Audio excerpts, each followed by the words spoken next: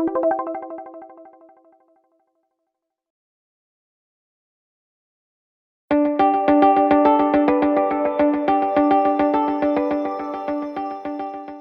we were looking at is some new ways to analyze the images. So much of what we do in Retina is imaging driven. We use the OCT on a day-to-day basis to make decisions around treatment.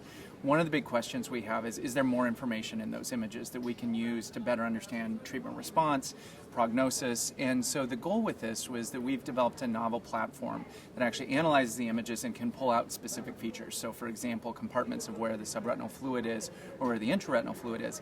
And rather than the more traditional measurements of just central subfield thickness, which is sort of looking at how big is the box, we can start to look at what's inside the box.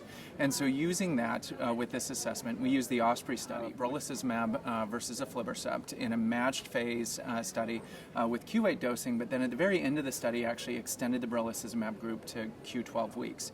And what we did with this assessment was analyze it with the software to look at fluid burden dynamics over time and be able to actually look at intraretinal fluid volume, subretinal fluid volume.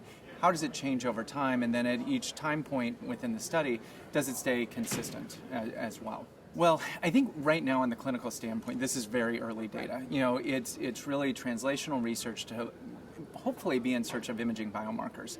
Something that as a clinician, the things that I want to look for is who is the patient who when I see for the first time or even the second time, am I going to know, can I extend them out regardless of what the drug is that I'm using? You know, who's going to need more frequent dosing? What we're hoping with this type of analysis and even going to the next level of maybe things like fluid texture analysis or fluid shape, you know, different things that aren't as amenable to just, you know, the clinician's eye, are there things that we can know this may be a super responder and we can quickly get them out to maximum extension? That's what we're hoping for. Right now, this was really a proof of concept feasibility study that we were able to do it on a previously performed clinical trial. And now hopefully we're going to look at larger data sets to really better understand sort of the cadence as well as the response to various treatments with the disease.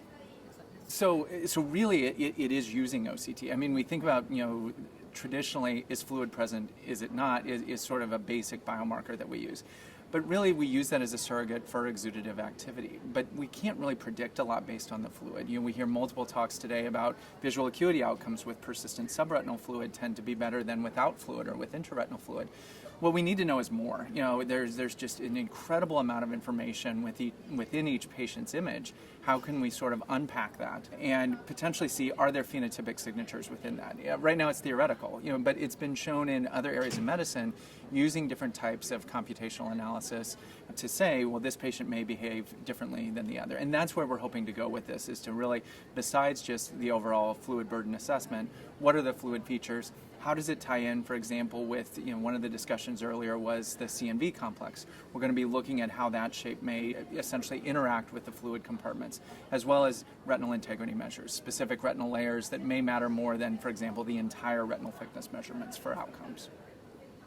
The real goal with this was to see, can we take the next level in terms of image analysis and image interrogation in a clinical trial setting and be able to potentially compare drugs, but also look at just how an individual subject responds to that treatment. And that was really our goal with this initial step that we were able to show in the presentation today.